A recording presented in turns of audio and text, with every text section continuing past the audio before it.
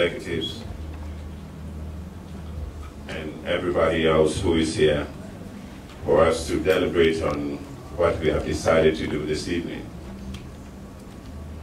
It is a great honor for me to be selected as the guest speaker to present this discussion on cost-related marketing. What is that about? In this era that governments alone cannot cater to the citizenry of each country, providing improvement services to its citizenry, others are being sought to participate and also provide to assist government to deliver so that there will be life improvements and enhanced livelihood for the people of the respective countries. And Ghana is no exception. So if we're talking about cost-related marketing, it's related to who is marketing what. Businesses are being solicited, civil society are being solicited, and other groups are being solicited to participate in delivering what people need to survive. And so if we're looking at, if government cannot do it alone, and we look at the other agencies or the other organizations or sectors, what did they bring to the table? Civil society, general public, and others. But for the purpose of our discuss this evening, I'm going to concentrate on business, because that's the only thing I know about. So after all, that's what we do. And I work with the Private Enterprise Federation, which have made significant contributions to the socio-economic development of the country by collaborating with various actors in the national space to dialogue, to promote the growth and development of private sector in Ghana. The activities of both the Federation and CIMG have made meaningful contributions to the discussions and deliberations towards influencing public policy, legislation, and behavior for a competitive and profitable private sector, which is endowed with sustained skill sets and capacities, best practices, and the highest level of professionalism. Normally we talk about private sector as if it's something that you can hold on to and transfer to somebody. But private sector is made up of different actors and different players, each with different skill sets and capacities. And when they are not coherent and group themselves together to influence policy of the nation, then it becomes a disjointed, disquiet, everybody on their own playing a lonely game, and we don't succeed. So it's usually better when we get together in a business association or in a chamber, so we can collate our ideas and then create a consensus position that can influence policy. We're talking about policy that can affect the way we do business. And believe me, no matter what amount of money you have and what amount of skill sets you have, if the policies are not right, businesses cannot operate profitably. Ladies and gentlemen, we are all witnesses to the challenges that the country has been facing in recent years.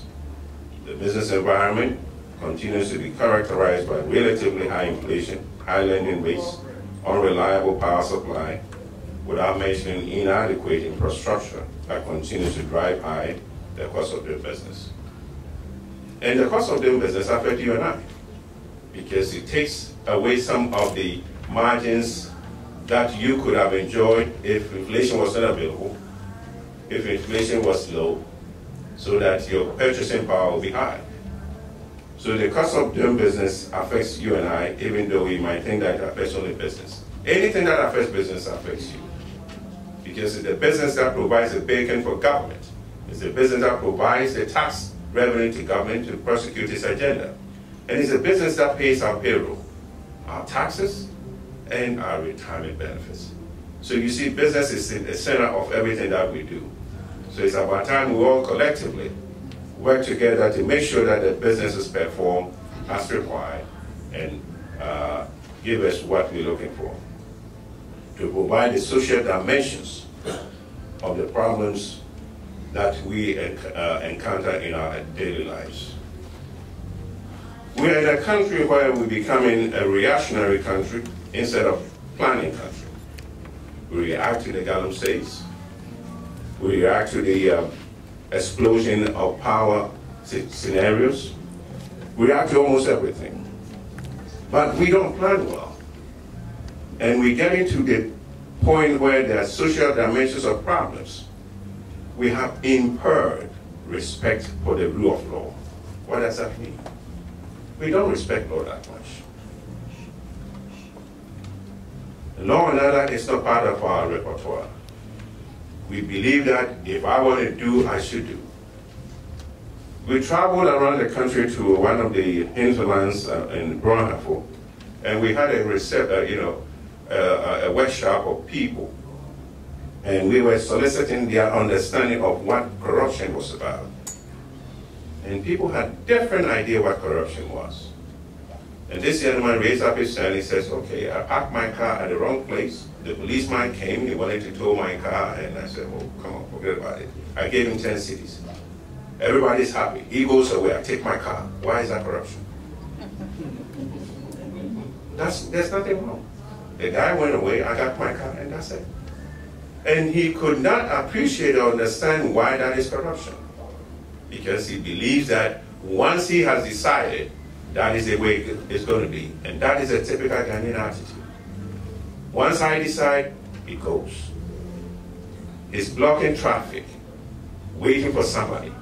They're blowing horns all over the place, and the guy is sitting quietly as if nothing is happening around him, because he's not ready to move yet. So that is our observance of the rule of law and order.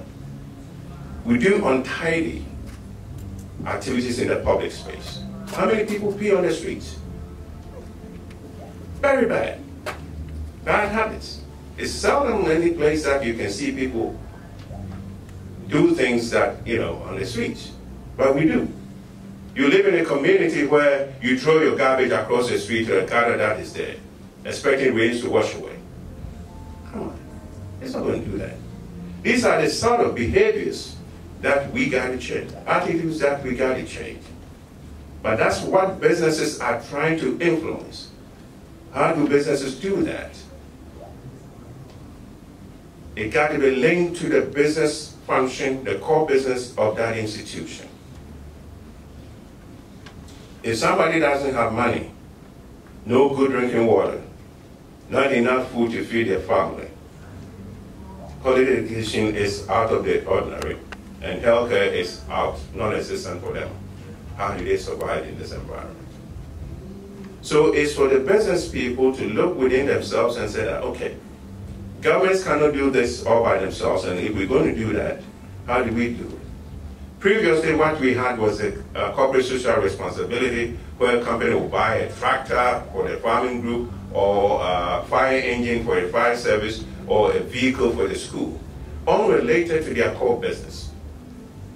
But there's a cost to it. So now we look at CSR where it is related to the business that the company does. So when they do that, there's a benefit that accrues to them. Let me give you a scenario where a company making syringes. Do we know syringes? That the people that do the drug thing, inject themselves with it? Yeah. This company manufactures syringes. So for good purposes, they approached the AIDS institution, or the institution responsible for fighting AIDS, and donated 5 years' worth of syringes, free of charge. That is laudable, isn't it? It is. Yes. But tomorrow when they run out, where do you think they're going to go? They're going to go to them. Because they use that and they're familiar with that. They're not going to go to the competitor. So the company is doing that as a promo of its own business, even though it's serving a public useful purpose. So that's how we look at corporate social responsibility now, and that's the conservative marketing that we're talking about. You're marketing the product in a way that it will change the behavior of the beneficiaries. and you're marketing that once they change their behavior, it's going to be beneficial to you, the business that did the donation. It's not that you're going to do something else and sit on the sidelines. But this cost-related marketing strategy, as defined by any methodology, is commercial activity by which businesses and charities form a partnership with each other to market an image, product, or service for mutual benefit. The idea started in the early 1960s in the United States, but the term was coined by the American Express Company in 1980s in a bid to support the restoration of the Statue of Liberty. Have we all seen it? The picture of the Statue of Liberty before? That's the one that has the hand raised at the harbor of Brooklyn. Yeah. Okay, and some good people went and vandalized it, so somebody got to restore it. And American Express volunteered to do that in the 80s. This initiative by American Express, and they did another one to the San Francisco Arts Festival to also help the organization survive. And those activities alone saw a 17% increase in new users of their services, 28% increase in the usage of American Express cards in the US. People felt good about belonging to that family because of the good image they created for themselves. This was clearly an effort by the company to restore the pride of a nation, which won the hearts of many, and also increase participation and patronage of the company's business, leading ultimately to an improved bottom line of the company. And there are many more instances of that across the globe.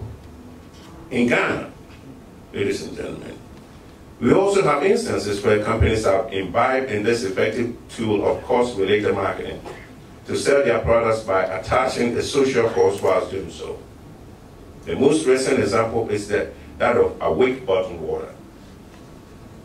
Are we aware of Awake? Yes. So we are aware of Awake now. Okay, the Awake bottled water, which is committing a percentage of the sale of each bottle of water sold to support the National Cardiothoracic Center in Kolebu. This, I believe, is achieving results for them, since there are indeed testimonies of people patronizing their brand of water because of the cost associated with that product.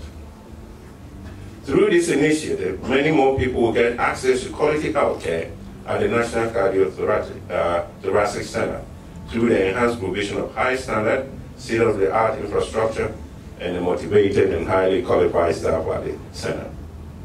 It will also make the center competitive across the sub-region and the continent at large. The difference here is that in the United States, there's research to show the impact of such initiatives. Lessons and findings on how such ideas can or may contribute to the national development are what we look for. Unfortunately, in Ghana, there seems to be a knowledge gap in adopting some of these initiatives. There might have been other instances in the past by some companies which have provided good lessons for Awake, but there was nothing for reference to inform decision making. So they had to start from scratch and do it on their own. So record keeping was one of things that we don't do well. And I think that last week, one of the senior members of government complained bitterly about records that had been provided into the government circles which could not be ascertained.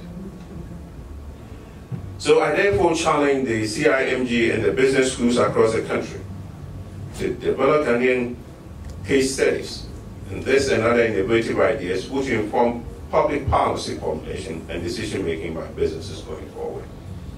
The Private Enterprise Federation moved from where we were before to GIMPA to partner with the GIMPA Campus Business School so that we can create local case studies for training of our young budding entrepreneurs. Because the case studies that we do use in Ghana are all foreign. So sometimes we're saying things you either have to chew and forget, pass and forget, or you don't understand.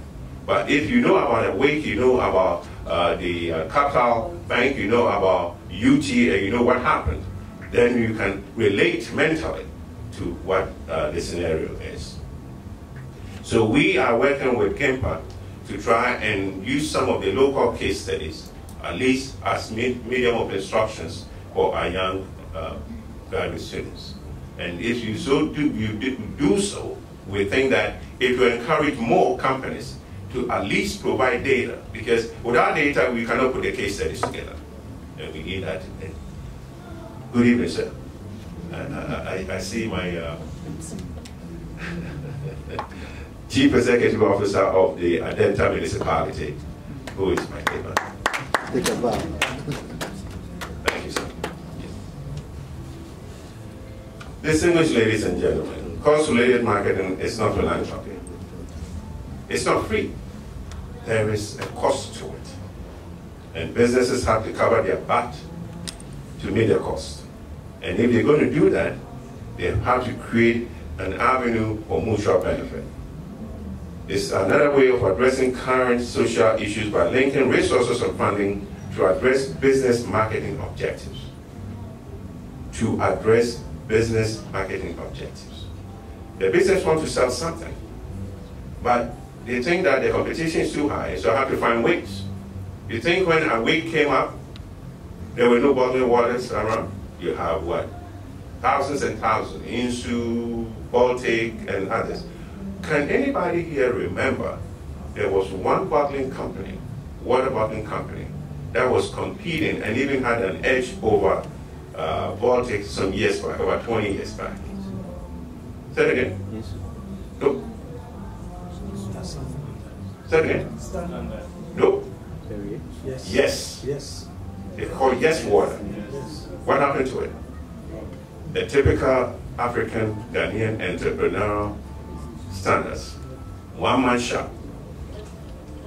And he could have gone a lot more mileage, but because it's all mine, no partnership, a 100% of zero, and not anything less. So it didn't work out. He kept on it, one single management and all, and he died with it. And so the company failed. How much was purchased for Baltic? Baltic is not more Ghanaian owned. It's by a foreign company, a beer company. It was purchased for more than 400 million. Yes, local company. That started. So we have opportunities to be entrepreneurial, to do the right things. But you have to aggregate the data, you have to collect it. You have to make sure that it impacts and is available for somebody to evaluate what you do. So the businesses are looking for you to evaluate what they do through the interest you have in some of these philanthropic businesses. Let me give you another example in United Kingdom. Last October 2016, the Minister of Education, the Minister of Trade, and another minister and I were invited by the British government to London to look at a new form of company registration called social enterprise. And that is, if a company registers as a social enterprise, it's for profit all the same. They're going to make money. But they have agreed with government to hire people that are vulnerable, almost, have problems getting jobs. Ex-convicts, girls who were pregnant, couldn't complete education, and all that vulnerable in the society. If they were employed and given equal pay as if nothing happened to them, the government guarantees 40% of the contract for their income. What is this telling us? It's an incentivized government program to allow businesses to provide for the most vulnerable in our society. That is cost-related marketing, cost-related business relationship. Ladies and gentlemen, if I were to talk, I'll continue to talk, and I love to talk. But I also would love to listen some. But before I step down, let me tease your minds with some of this data that had found their way through the innovative and rewarding strategy. Studies have shown that consumers and employees are attracted to brands and companies that are known for developing cost-related relationships. A research study on consumer evolution also found out that 80% of consumers will switch to a brand that supports a cause when price and quality are equal. 41% have bought a product because it was associated with a noble cause or issue of interest to them. 83% wish more of the products, services, and retailers they use will support causes. 85% have a more positive image of a product or company when it supports a cause they care about. And 79% of employees feel stronger sense of loyalty to their employers at companies with cosmic marketing programs. And 69% of employees decide where to work based upon the company's support of a cause.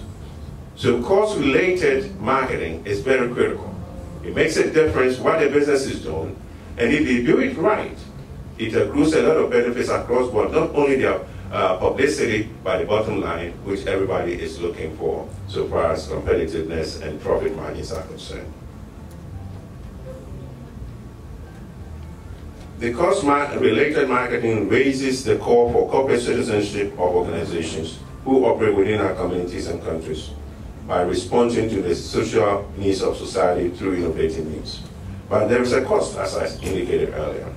So companies are linking their practice to their core business, using cause-related marketing as a tool to integrate these activities to consumer patronage. So now, the dynamics of practicing corporate social responsibility has changed, as I started with. And people are now looking at how does it impact my bottom line. I'm not going to just give the cash away, give the car away when it's not bringing anything to us. And so, as a consequence, the government is looking for partnership to be the driver of growth and development, to make sure that nobody is left out. I'm wearing this pin. It's what they call the SDGs. And I think everybody has been talking about the SDGs, the Sustainable Development Goals. It's nothing new. It's everyday activity that will allow you to survive in the country, to provide for the people of that country. Good drinking water, food on the table, no poverty, sustainable agriculture and best practices, protection of the environment. 17, but they're all part of our everyday lives. So if we are citizens, and anti-corruption, don't forget that. That is very important, because corruption is the one eating up, benefits away. And we have a very big word for it. We call it corruption, but it's stealing. Stealing. If you call them thieves, that's better. Don't call them corruption and all that. They're thieves. They're stealing from you, and as a consequence, you deprive of better hospitals, better schools, better social activities within your environment. And so these SDGs are something that you and I have to practice. Don't burn the wood. Don't burn the forest. It's going to cause problems. Conservation of electricity. These little things, they add up. And that's part of the responsibility of not only governments, businesses, civil societies, but ourselves as individuals within the community. In conclusion, ladies and gentlemen, I wish to call for a more active collaboration between all actors across the board to provide sustainable solutions to the developmental challenges faced by our dear country. One party cannot do it alone. Our president cannot do it alone. Our government cannot do it alone. Indeed, the private sector can also not do it alone. We need to dig deep from all angles to grow from strength to strength. At this juncture, I want to take the opportunity to congratulate the Chartered Institute of Marketing Ghana for organizing another successful annual event to promote responsible and sustainable marketing in this country. We wish you all God's blessings. Thank you.